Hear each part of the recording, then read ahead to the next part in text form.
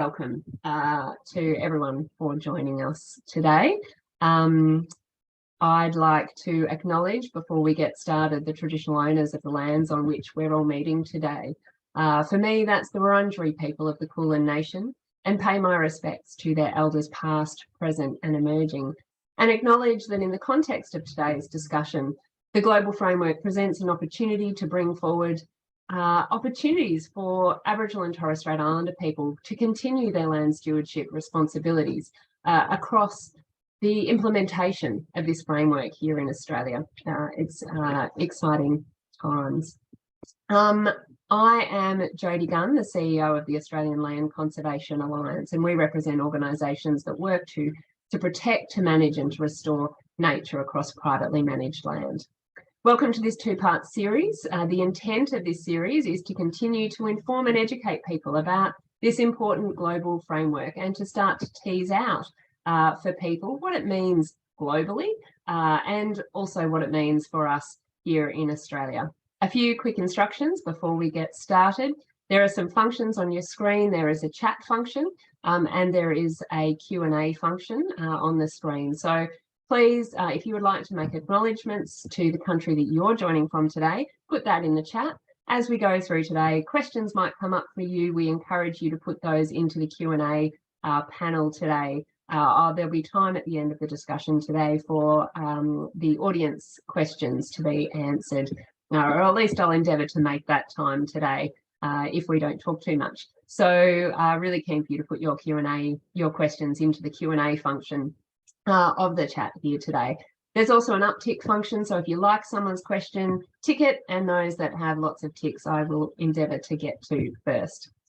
In the webinar today, we're mostly focusing on the global biodiversity framework as a whole, and the second webinar in May will start to dive more deeply into those targets. And I'm lucky enough to be joined by a panel of great speakers today with varying insights from their attendance and their intentions at COP. So today with us, we have Alison McMorrow, the Assistant Secretary of the Biodiversity Conservation Division at DQ, otherwise known as the Department for Climate Change, Environment, Energy and Water. And her team is responsible for all things Convention on Biological Diversity. And her team were there in force at the convention in Montreal and over the 4 years of negotiation in the lead-up. Sam Murray is the Deputy CEO of the Indigenous Desert Alliance, a member-based Indigenous-led organisation that plays a really vital role in keeping the desert connected, and was there with one of her colleagues in Montreal. And Andrew Peterson, the CEO of the Business Council for Sustainable Development. The BCSD, as it's otherwise known, is an organisation of more than 40 Australian businesses and non-government bodies working together to accelerate the transition to a sustainable world, and was also over in Montreal with a number of his member organisations. So thank you, each of you, for your time today. A little bit of background on the framework to get us started. So on the 19th of December in 2022, so last year, in Montreal, parties to the Convention on Biological Diversity, otherwise known, and we'll refer to it as the CBD, adopted the Kunming-Montreal Global Biodiversity Framework. You can see one of the meeting rooms in the picture behind me. This adoption comes after 4 years of detailed negotiations and replaces the CBD's Strategic Plan for Biodiversity 2011 to 2020 and what is familiarly known to some people as the IATCHI targets. So it replaces those. Tens of thousands of people were there in Montreal, including a range of Australian participants who made the long journey in the thick of winter and right before Christmas. It was cold, definitely delightfully cold, with a bit of snow. It was busy, back-to-back meetings, a buzz of thousands moving through conference presentations, informations, exhibitions, and behind the scenes, UN negotiations of country delegates where observers, including ELCA, and some of our members were able to take stock of the daily negotiations that would ultimately lead us to the framework that we have today. So what is that framework? In summary, the final framework provides a strong platform that gives levers for whole of society change. And it's worth calling out here the vision and the mission specifically. So by 2050, the 2050 vision is that biodiversity is valued, conserved, restored and wisely used maintaining ecosystem services, sustaining a healthy planet, and delivering benefits essential for all people. So it's not a small vision. And the 2030 mission, to take urgent action to halt and reverse biodiversity loss, to put nature on a path to recovery for the benefit of people and planet. To take urgent action to halt and reverse biodiversity loss. Within the context of the framework, it contains 4 global 2050 goals and 23 global 2030 targets. These targets are broken into 4 broad topics aligned to the goals: reducing threats to biodiversity, nature's contribution to people, access and benefit sharing, and tools and solutions for mainstreaming and implementation. The framework outlines not only a set of goals and targets, which are more frequently referenced, but it also sets out a range of considerations for implementation.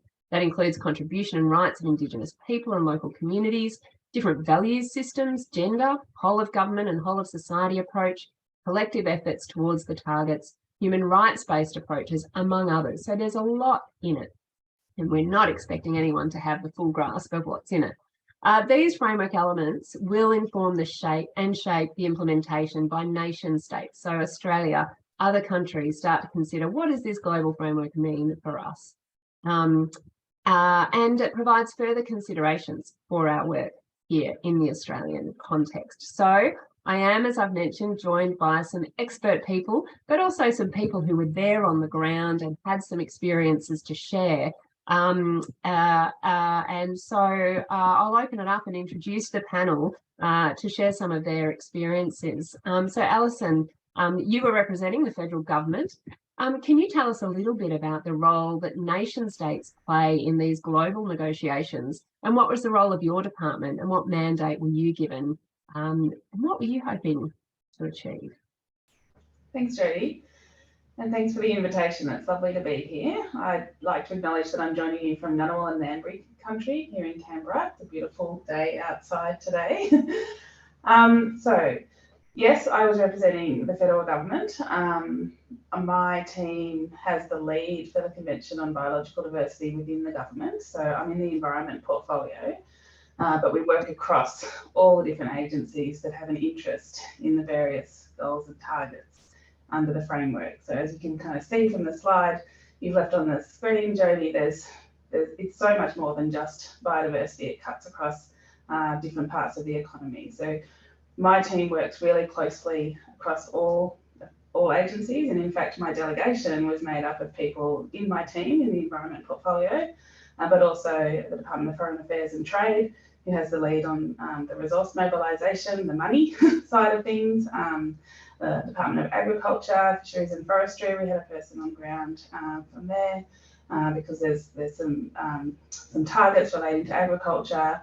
We had somebody from the Attorney General's Department to give us some of the legal advice, and we had somebody from the Office of Gene Technology Regulator to get into some of those quite technical conversations around digital sequence information and genetics in plants and animals.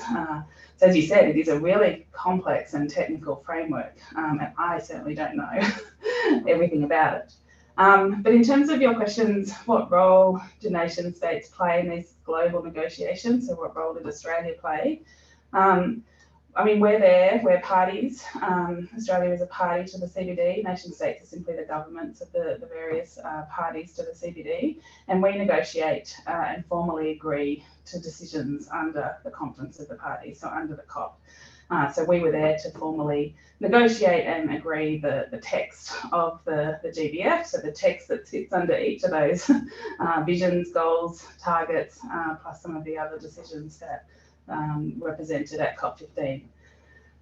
Australia went into the negotiations really seeking to finalise and land a high ambition global biodiversity framework with really clear, succinct goals and targets that would be effective in driving strong global and national action on biodiversity. I'd have to say we had mixed results, particularly around the succinctness of some of the goals and targets. I think for those of you who have been looking at the text, it's not as succinct as we would have liked, but at the end of the day, it's a negotiated document, and each of the parties, each of the nation states had their particular interests that they wanted to prosecute. So I guess our main objective was to secure the high ambition, and we were pretty pleased that we were able to do that. And in many respects, the framework was possibly more ambitious than we had expected, given the status of the negotiations over the last couple of years, which had proved to be quite challenging. Our priority areas for engagement in terms of where Australia spent most of its time, we were really looking to have that high ambition around threatened species recovery, around marine and coastal biodiversity. For those who've looked at the framework, there isn't a single goal or a single target around marine and coastal biodiversity. So we looked for how could we bring those marine elements into each of the goals and targets where relevant, to really make sure that our marine interests were secured. The 30 by 30 target, target 3, was a high priority for us. Invasive alien species was another priority for us. Waste and recycling, this government has a really forward-looking agenda on waste and recycling, so we're looking to try and replicate that in the framework. And we were also, like a cross-cutting priority was about making sure the framework had good representation of delivering biodiversity conservation in partnership with First Nations peoples. So that's kind of, the key areas we focused on. In terms of a day in the life on the ground, our days were long and chaotic, and we didn't get a whole lot of sleep, to be perfectly honest. So I don't think I've worked as hard for a very long time, and it did take me most of January to get over it.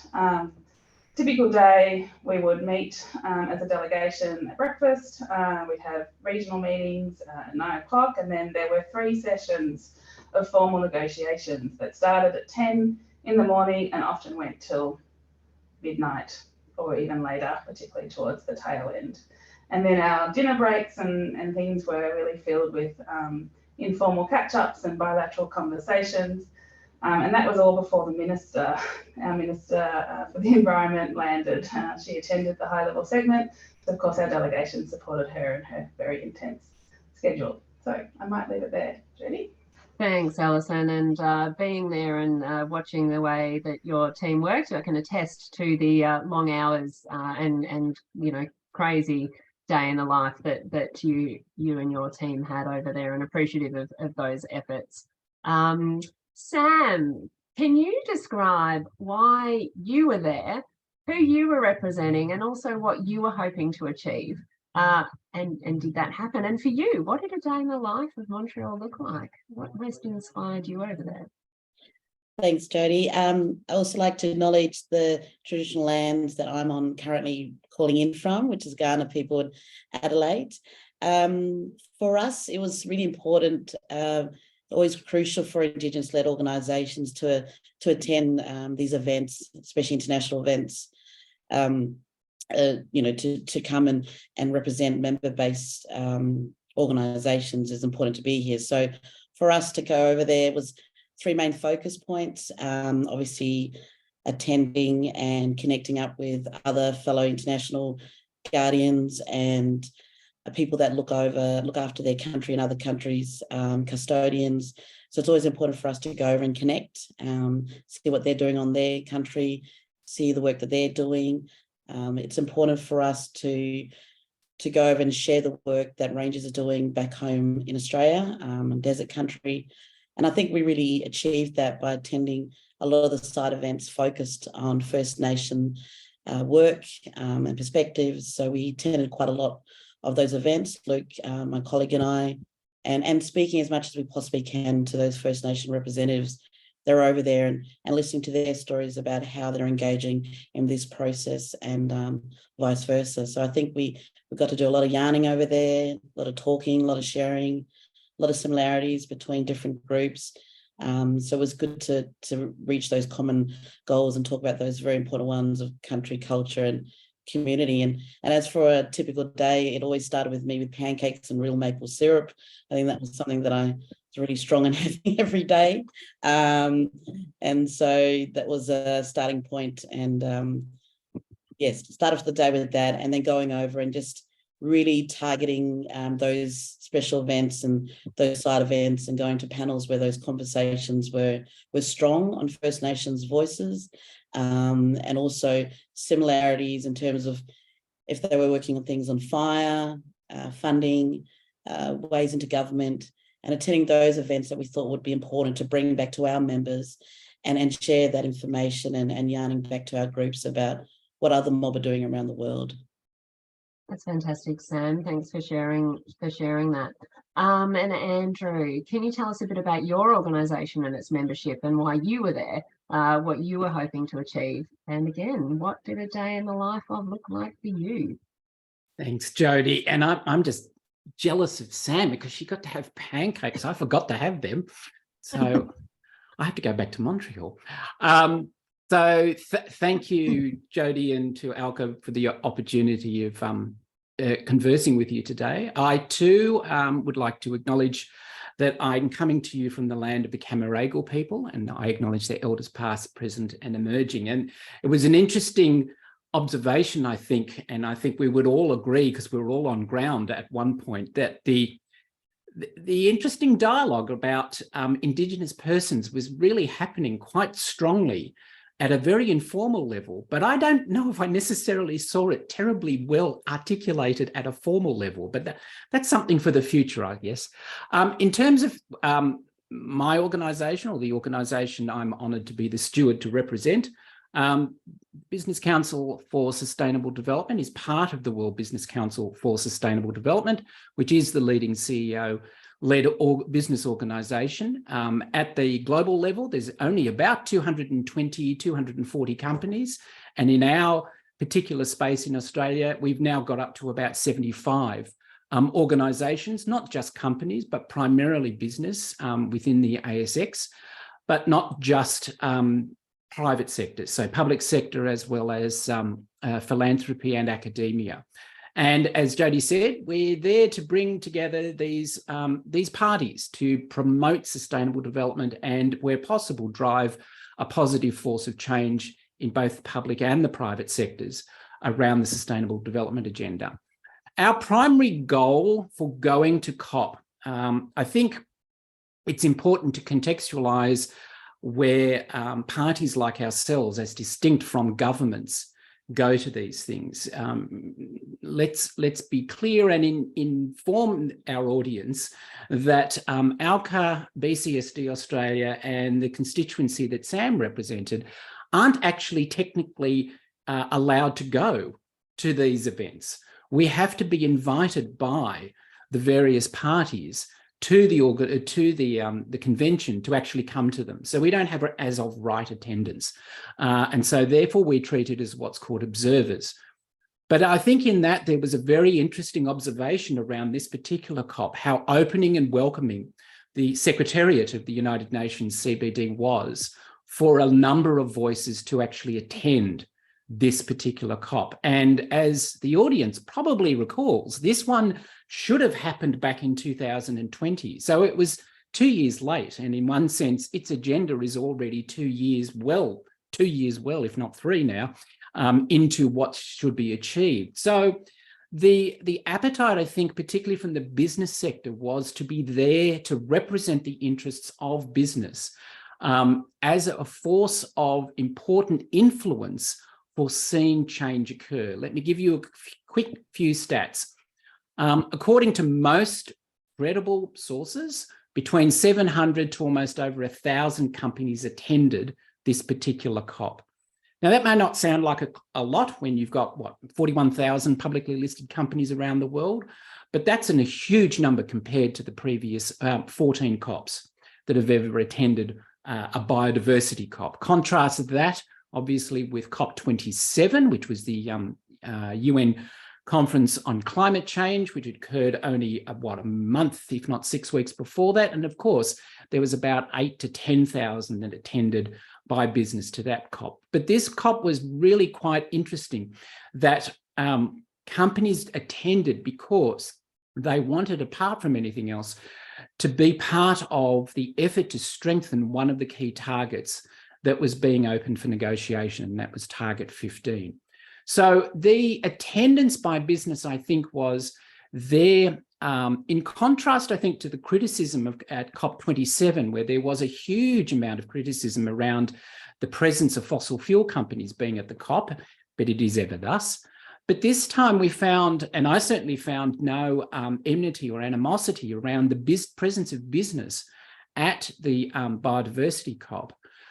From representatives from agriculture, from commodities, from finance, and either from consumer, who were all there, I think, not to block, but to actually see the fulfillment of what was an ambitious agenda around the agreement and what ultimately came about. You also saw, I think, some important announcements. So you had the launch of Nature Action 100, which is an initiative launched for investors to engage with the most impactful companies on nature. And you had individual companies like Kering and L'Occitane, which actually launched individual finance climate and funds for nature, with an announcement of over $300 million that would be put into nature-based solutions. That's no small beer, not enough, and certainly not fast enough, but certainly a stark contrast, I think, to I guess the yawning gulf that we had in relation to the role of business, certainly leading up to this particular COP. What did my day look like, or why was I there? Well, we there to represent the interests of Australian business in this global sustainability discussion. As part of the WBCSD, and we had over 100 member companies attend as part of the global WBCSD membership. We were very much there to advocate for effective policies and frameworks. We're also there as the focal point for the Business for Nature Coalition. And so we were very focused on the policy outcomes around Target 15 and others. And then we were also there to share what leading practice in Australia looked like. So in addition to the great work that National Australia Bank does, as represented on ground during the COP by Rosemary Bissett, who's the head of ESG risk, we also had an outlier, which I found absolutely fascinating to have there because she was the only one from business there. The CFO from Forico, Rain Vandenberg. And she was there to talk about the work of Forico in relation to their natural capital programmatic work that they've been doing and the launch of their natural capital protocol report. And that was a real standout for me because we had seen a lot of ambition around the role of business, but to actually see companies like on ground, Rio Tinto, BHP, you saw Nestle, you saw, I mentioned earlier, Kering, L'Occitane, you had National Australia Bank, you had Forico, you had all of these different sector representations talking about action and, in some cases, the accountability that they wanted to bring. Now, a typical day in Montreal for me, which was much like the others, although nowhere near as stressful, I suspect, as it was for Alison. But in true business non-government organisation style, we would meet very early in the morning and we would get our marching orders as to what the roles and responsibilities of business were in terms of encouraging not only our own country actions, and it wasn't actually that hard in my case because Australia was very much foremost and forefront in relation to the policy work, but also how we would be able to be a force of influence in relation to the work that was going on by business with the other party representations that were going on. I might stop there and hand back to you, Jodie. Thanks, Andrew. And we'll dive more deeply into some of those elements there. But I think, you know, the common ground, I guess, was that, you know, a huge amount of energy, a huge amount of activity going on across the day and lots of different groups, representative groups, really, you know, and as you say, it was a lot about informing, educating and being part of this big ambitious drive towards change that is clearly needed. So in terms of just coming back to the framework a bit, noting, Alison, that I've introduced the framework in general, how does the framework shape decision-making for our federal government and the framework elements that support its implementation? So that might relate to Indigenous people, local communities, finance, and monitoring and indicators. Can you outline a bit more of that for us? Yeah, happy to. Thanks, Jodie. So yeah, the GBF is quite influential in the Australian environment space in particular, notwithstanding I've mentioned before it cuts across multiple areas, but particularly in the environment policy space. The framework itself, it will guide both global and our national biodiversity action over the next 8 years. As Andrew just mentioned, the framework is 2 years late. It was supposed to be agreed in 2020, so it was supposed to be 10-year targets, but we only have 8 years now, or 7 if you're sort of counting. It's important to note that the GBF doesn't set binding targets for Australia. There's global targets, we've signed up to it, and we've got obligations to outline and make strong contributions towards those targets, but they don't automatically translate to binding targets for Australia at a domestic scale. But what it also does, it kind of puts, I guess, a bit like peer pressure. It has the framework has a strong influence on parties, on governments to take action, particularly because as part of the set of decisions, not only did we decide on the targets themselves, but we made decisions on a system of planning and monitoring and review mechanisms, which brings that element of transparency into how parties are taking action and how we are contributing towards those global goals. So the decisions at COP15, we decided on the framework, as I just briefly mentioned. There's a bunch of other decisions that parties agreed to around monitoring, reporting and review. What it means now, though, that Australia, well, all parties, but Australia now needs to update what we call our National Biodiversity Strategy and Action Plan to align with the global goals and targets under the framework. And we have to do that by COP16, which is scheduled for the last half of 2024. So we've got a bit over a year to update our, what I'll call NBSAP. Our current NBSAP, our current strategy is called the Strategy for Nature. It's on our website if people want to have a look at it. And our job now is to align it with the global goals and targets that were agreed at COP15.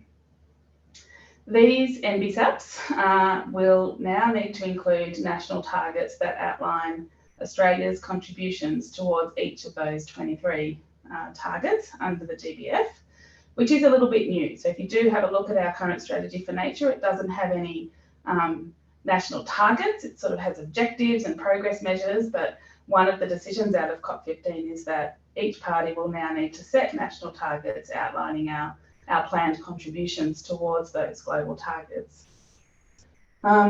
We are also encouraged to take a whole of society approach in developing and updating our strategy, in particular to work closely with Indigenous peoples and local communities, which is the terminology in the CBD, but so working with our Aboriginal and Torres Strait Islander peoples in developing and updating our NBSAP and setting those national targets. We will then need to report on the implementation of these national targets in early 2026. So this is a report to the CBD, and report again in about mid-2029, so just before the end of the targets, just before 2030. We will need to use globally agreed headline indicators. So that's another set of decisions that were agreed at COP15. What are the globally agreed headline indicators for the goals and targets? We'll need to use those in those reports that Australia submits to the CBD. And then another activity about halfway, about 2026, there'll be a midterm review of implementation at a global scale, informed by each of the parties, so informed by parties' national reports and other data sources, just to see how globally we are tracking towards those 2030 goals. And then parties will be invited to respond to improving our actions and improving our targets as appropriate, depending on the outcomes of that mid-term review. So that kind of comes back to that transparency element. We didn't just agree to the words in the target, in the framework you've got on the slide. We agreed to that monitoring reporting mechanism that goes with it. So in Australia's case, I think it's fair to say the GBF has already influenced our policy, even when it was a draft GBF, because it was a draft framework for quite a few years, given the delays. We already have commitments, a national target to 30 by 30 to protect and conserve 30% of our land and 30% of our marine areas by 2030. We also have a national target to no new extinctions, which came out in our Threatened Species Action Plan that was released last year before Montreal, before COP15. So they're both two national targets that the government's already set, but we've got 21 to go before we can update our NBSAP. So yeah, I think I might just leave it there. Thanks. Yeah, thanks, Alison. And 21 to go, that, as you say, start cutting really across that broader mainstream society challenge. And so, you know, the NBSAP and how it engages with broader departments and broader industry is going to be really important. We'll get a little bit more into that. One of the things that the framework does acknowledge is the important role and contributions, as you've outlined, of Indigenous people and local communities, and for us here in Australia, Aboriginal and Torres Strait Islander communities as custodians of biodiversity and partners in its conservation, restoration and sustainable use. These are some of the words from the framework, and seeks to ensure their rights and knowledge are respected and preserved with their free, prior and informed consent and through their full participation. So Sam, you attended a range of Indigenous-led side events and heard many people speaking. Can you describe some of the sessions and or presenters and some of their key messages in the global context? And also, you know, you spoke personally at least one or two side events. And so what are the messages you were trying to get across in this context? Yep. Thanks, Jodie. I think we're all very similar, yarning with a lot of the First Nation presenters about making sure that First Nations and Indigenous people have a seat at the table, which is very important for me personally and obviously for IDA and our members. It's about getting more of an Indigenous people at the table to yarn and share their perspective as well. So I was going to a couple of side events, as mentioned. There were conversations, attended the biodiversity credits, talking about how that is impacting people. Ramson, one of the guys in the photos that on the slideshow that you put up earlier, he spoke strongly on about how biodiversity credits and that concept and what it means for the Maasai people and his village. And my contribution to that conversation was from a perspective of desert people and the trying to understand what that concept means for people in remote communities, and a focus on communication was my main point in that panel discussion. Was the importance and priority should be focusing on how to communicate. It's a lot of this stuff is still getting worked out, and nature markets, there's still a lot of discussions about what that mean. But even just the initial yarning with remote communities is important, how it's framed and how those communications are done. Mob don't want to. There can be misinterpretation of these things like nature markets and biodiversity credits as being seen as putting dollars on culture. So it's really important that communication is done really clearly in a way and in a steady way for Indigenous peoples. So that was a big conversation, obviously, at COP in these side events for First Nations. There are a lot of powerful, moving conversations and presentations on how, especially from the Canadian perspective, about doing recovery plans on such animals, precious animals as caribou over there, and how the local people over there are working with their government to get these recovery plans happening and funded and looking after animals that have strong cultural significance for their people. So those are really interesting conversations. That's something that's still current with a lot of the rangers with wanting to protect particular animals and sites that have cultural significance to them, and how do you go about doing the planning and then the funding and resourcing that plan. So those conversations are really important ones for us to attend and to feed back to our members how the groups are doing that. So I think, Jodie, those events, like I said, are very important, and always making sure that those seats at the table. I was one of, I think, only 5 other Indigenous representation that I saw over there. So I think Andrew touched on earlier, it's really important to make sure that Indigenous people are in these rooms at the tables, and especially people that are actually on country and doing the practical work of looking after country. So I think it's important to elevate that across, that those seats at the table are taken up by people that are also doing the work as well as planning the work. Yeah, thanks, Sam. You talk about recovery plans there too, and here in Australia, the importance of Aboriginal and Torres Strait Islander participation in recovery plans here in Australia is equally important. Andrew, you talked about already the kind of the role of business over there and what it was seeking to achieve. The framework itself is very ambitious, and it cuts across many parts of society, as we've been talking about. And you mentioned businesses' particular interest in one of the targets 15.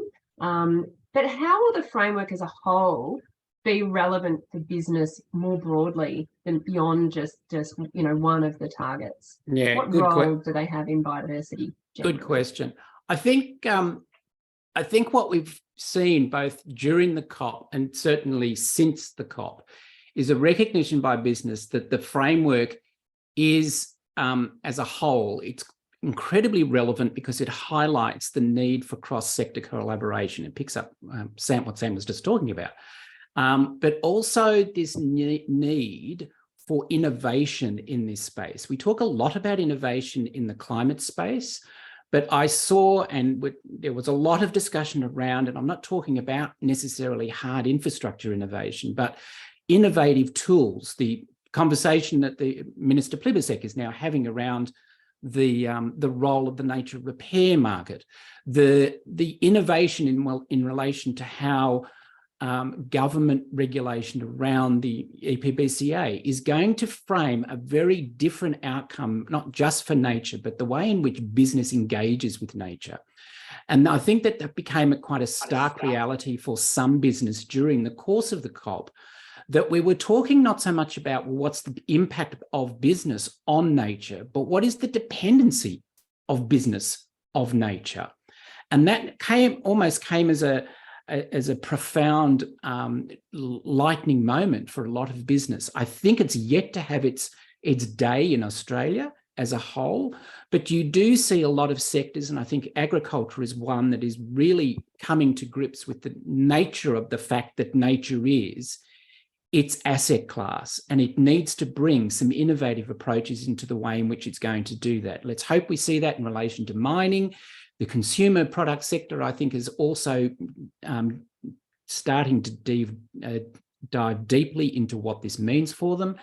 And so how to go about it, and that's this third element of accountability, is something, again, that we're starting to see already. And we saw it even before the COP outcome, which was the role and the work of the Task Force on Nature-related Financial Disclosure. Now, for those of you who are not aware, this is nothing other than a very, very effective means by which to bring accountability by business and by sectors and by, let's just call it what it is, by society as a whole, to bring accountability to the way in which it interacts with nature and what its impact is as a result of the way in which it engages and how it then reports that. And for this, we would never have had this conversation, the four of us, around how to account for nature, but for about 5 years ago. And the fact that we're talking about this thing called the Task Force on Nature-related Financial Disclosure comes about because there is a similar conversation that's been going on now for over 7 years in the climate space called the Task Force on Climate-related Financial Disclosure. And it's to the Australian government's credit that they have been at the front end of the development of this accounting framework, the TNFD, for some many years now. And it came into the discussion as part of the business ambition for greater commitment by business through government on mandatory disclosure. And so this stark recognition that if you're going to account, you have to have ambition and action is really where the likes of the World Business Council for Sustainable Development and organisations like us want to then take it forward, because we think that it's the way in which to contribute to the goal by giving an architecture to business around the framework, rather than saying to business, you've now got a report. you report in the context of the framework, which its goals are these. And so I think we're going to see, and we've already started to see, so the hard work on the development of a nature positive roadmap has already begun by the likes of Business for Nature, ourselves, with the World Business Council, engagement with other organisations like the Capitals Coalition and even the World Economic Forum, talking about the need for sector or whole or supply chain approach to the framework being realised through a framework of ambition, action and accountability. So that's where I think it's going. Thanks, Andrew. A lot of important points there, and importantly, just the role of frameworks in starting to drive the change that is needed and the critical and timely change that is needed. I've got two further lines of inquiry before we open it up to Q&A from the audience, and please do put any questions that you have in there or uptick. And one goes to, it extends on what you just talked about, which takes us to resourcing, Andrew. And so this is a question really for each of the panel, but the framework seeks to substantially and progressively increase the level of financial resources from all sources. That's public, that's philanthropy, that's private resources. So what does it mean for government and for business, and how do we ensure that both everyone is accountable, but that also it's equitable, and that the right people are benefiting from the resource mobilisation that needs to occur? Alison, don't know if we start with you there. I'm happy to start, but I'll also make the comment that, remember when I said that the Department of Foreign Affairs and Trade has the lead for resources? So I'll just give some general comments, I guess. Look, Australia, like on the ground, we really played as active as well as we could around the resource mobilisation conversations. For those of you who were following the negotiations over the last few years, resource mobilisation was one of the key sticking points. So we always knew it was going to be quite a controversial and sensitive set of negotiations in December. And we also recognise Australia is a fairly small player in the global landscape in terms of resources. So we paired up with our like-mindeds and our other donor countries to really have a strong negotiating position around what's needed, noting the lift in ambition in terms of what the framework's going to deliver. We absolutely recognise that requires an uplift in resources. And in resources from all sources. So that includes public and private funding, international and domestic funding. And yeah, we really welcome that ambition that's reflected in Target 19 of the framework, because it is a big uptick compared to the last strategic plan in terms of resources. In Montreal, Australia supported quite a number of global initiatives about signalling our commitment to nature finance. We signed up what was called the 10-point plan for financing biodiversity, which outlines core principles and a real call to action from all parties, particularly donor parties, to finance biodiversity. We also signed up to a joint donor statement on international finance for biodiversity and nature, which sets out sort of actions for increasing international biodiversity finance. And we signed up to what was called a declaration of intent for an accelerator partnership, which was led by Colombia, but had a really broad range of countries that signed onto it. And that is a bit of a platform or a partnership arrangement, a little bit mimicked on the Climate Convention about matchmaking funds with projects, particularly in developing countries. So that kind of gives you a bit of a flavour that we are playing. We're not a big player because we don't have, the same amount of finances as Europe or others like that, but we play where we can. And we have a particular focus on, in all of the finance sort of spaces that we contribute, to making sure that our Pacific Island neighbours, our Pacific Island states, are adequately represented. And We worked really hard with our delegates from the Pacific on the ground to sort of amplify their voices in the resource mobilisation discussions, but also more generally, just because they are, generally one or two people who are trying to cover the negotiations. So that's kind of a few things on the international stage. In the domestic space, look, the government in the budget last year announced a range of measures around biodiversity investment and a bit of an uptick compared to previous budgets, and we're in the process of implementing those. So these are programs like $224 million for a saving native species program. There's $1.1 billion under the next phase of the Natural Heritage Trust, which is a range of programs around species and landscapes and natural resource management. We have a really big uptick in funding available for Indigenous protected areas, including funding to bring on 10 new Indigenous protected areas. So that kind of gives you a bit of a flavour that we're doing things domestically, we're doing things internationally, we're doing what we can in the budget context.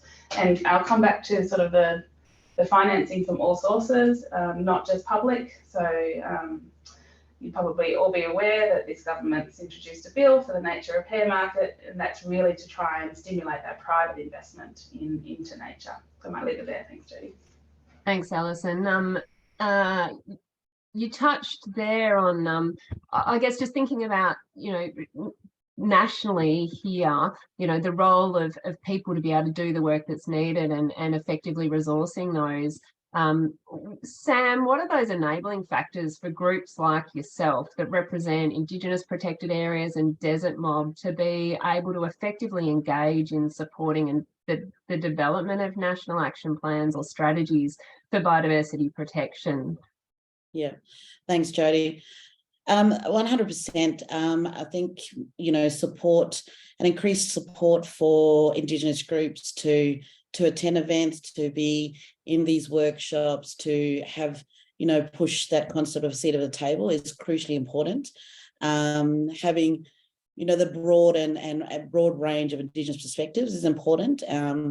And ironically, the people that are out on country, looking after country and live in community, tend to miss out on those opportunities to get to those events, get to the table, and to contribute in a really meaningful way.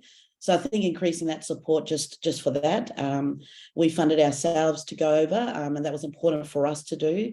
And networking across those people that contribute to those things is important. And following on Brown's point as well is, there's a lot of Aboriginal people, and IPA has, Indigenous protected areas are very important. It's important in the context of this, of reaching that 30 by 30. And there's many IPA groups that are severely under-resourced, underfunded, understaffed, and under-supported.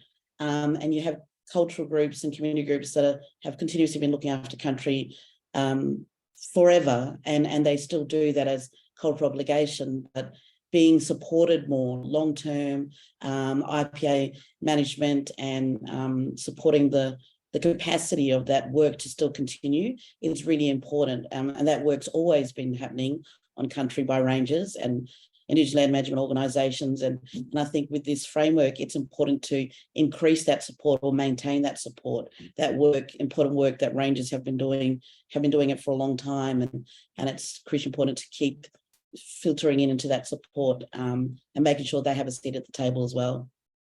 Yeah, thanks, Sam. Really important points to make in terms of what's needed and then the capacity that needs to be supported. On the resource front, Andrew, we talk about global frameworks, the biodiversity framework, the climate frameworks, and the global commitments we make, the TNFD, the point that you made, the Task Force on Nature-Related Financial Disclosures, that is going to drive businesses to be thinking about their relationship with nature.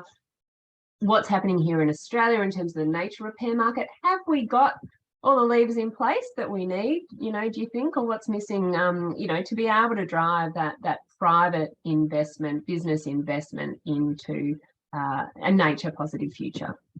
What else do we need to do? Yeah, it's a good question, because I think that it's really a mindset that needs to start first. Perhaps we've been too eager to try and establish the apparatus and then try to get the culture right.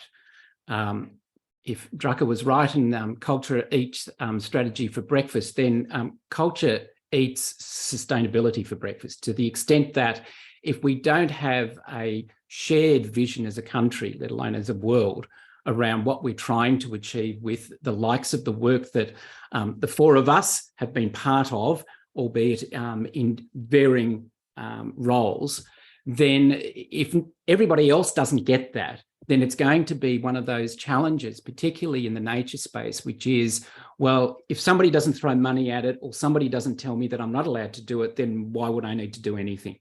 And I think that what we learned out of this COP was that certainly a key element of various constituencies, of which the business sector, I think, can be credited as being one. And when I say business, I include finance, that said that now's the time to find a different way in which to do things. The notion of dig and dump, the concept of a linear economy, all of these expressions that were found their way into the conversation over the 2 weeks of the COP lead to an inevitable conclusion that there has to be a different model and therefore a different cultural and values approach to the way in which business, government, civil society takes. Now, our Indigenous colleagues probably are way ahead of us, and therefore the need for the identification of knowledge sharing amongst Indigenous people, and that sitting down and hearing stories is actually incredibly valuable. And there's a really interesting case in point during the COP, where everybody who was an NGO, in other words, not a party, was actually in one very large auditorium. And we were all forced to listen to one another, which I found to be quite interesting. This doesn't occur at the climate COP in the same way. And right across from the business community, there was the Indigenous stand, and they were having the most fascinating stories being told from right across different nations, including Australia, around how on-ground work is achieving innovation, alignment, and accountability around protecting and, in fact, enhancing nature. In terms of the issue of finance, it's an interesting one because we ran a roundtable during the second week of the COP, and we had representatives from government, including Australia, and also some of the major financing houses, the Bank of Montreal, HSBC, National Australia Bank, as you might imagine, but also Rabobank, and even Canada's Export Development Corporation. And what was really fascinating was this desire to innovate around nature so that it became boring. And what I mean by that was there was no desire to see this looking like or standing out as separate from the logical revelation of the use of financing to grow something. Now, in this case, it's to grow the preservation, the conservation and the protection of our natural asset. And it was really interesting that all the banks were talking about this desire to create a boring asset class where nature was at the center, along with climate and along with social imperatives, so that the values brought by business and government, along with business and finance, incentivized through government intervention, was going to enable those funds to be directed in such a way that they would protect and enhance value over time rather than necessarily destroy it. Now, that's a big task, but I'll say this again, you're seeing the elements of this, particularly in this country, the work of the Australian Sustainable Finance Initiative. Treasurer Chalmers has already introduced an amending bill that will, in fact, incorporate the Task Force on Climate-Related Financial Disclosure into corporate reporting filing requirements. And there's a potential for the upcoming International Sustainability Standards Boards and the disclosure requirements on climate and sustainability to be incorporated into that as well. So there's all these amazing signals that are starting to emerge as a result of, I think, a coordinated, even if we haven't realised it, cultural effort being undertaken by all the elements of society wanting to see a better outcome for future and for planet. Thanks, Andrew. Touching on a lot of points there. I'm conscious of time with 4 minutes to go. We have 2 questions. I'm going to quickly go to one which is an extension of the discussion there that really talks about, and we'll get into this, Tim, who's asked the question, in more detail at the next one too, around the targets at our next webinar. But Alison, if I can just go to you, given the significant impact of agriculture, this goes to that kind of coordinated whole of society context that you've all been talking about. How do you see the new framework performing as a driver of transformation of, for example, agricultural, including AG-associated businesses, towards greater harmony with nature, touching really on some of the points you were making there, Andrew. And Alison, if you can respond to that in 1.5 minutes, that would be fabulous. I'll respond really quickly because others might want to jump in too. I think it will have an impact. I mean, I mentioned before, I had one person on my pretty small delegation from Department of Agriculture because recognising that the framework, it has a target, I can't remember which one, on agriculture, but it also has targets around subsidies and mainstreaming biodiversity into government decision-making and into all sectors of society. So that just kind of reflects that our agriculture portfolio are really looking at, well, this is an important global framework that will drive action. And if you think about sort of things like the EU FTA free trade agreement, and those sorts of things are certainly at play in terms of our agriculture colleagues. So I think it will, definitely. And the whole process that I spoke about before about setting national targets and updating our NBSTAP, it is the first time we have to set national targets against each of those 23 targets, and they're quite diverse. So I am hopeful that it is a driver of change nationally and globally. Thanks. Yeah, fantastic. Unless anyone has a driving further response, I will finish us off. So thank you, Alison, Andrew, and Sam. A very deep and diverse discussion, because this framework is very deep and diverse. As we've said, we are trying to, through this framework, create a whole of society change, a whole of that is critical to address the challenges that we have. And I think, going to the other question in the panel, while we don't have a chance to discuss that, the interrelatedness between climate and biodiversity is critical, and thinking about and exploring the continued ways that we can bring those opportunities, challenges and solutions together is going to be really important going forward. Sam, Andrew, Alison, you've all had really different perspectives and experiences that's been really valuable to hear from today. It's wonderful having your engagement through this discussion to deepen our understanding of what this means, and not, what this means for a diverse group of people. Your time to share your experience has been really valuable, and I thank you. I also recognise the work that each of you do in ensuring that we do deliver a significant outcome for biodiversity in Australia in the roles that you each play.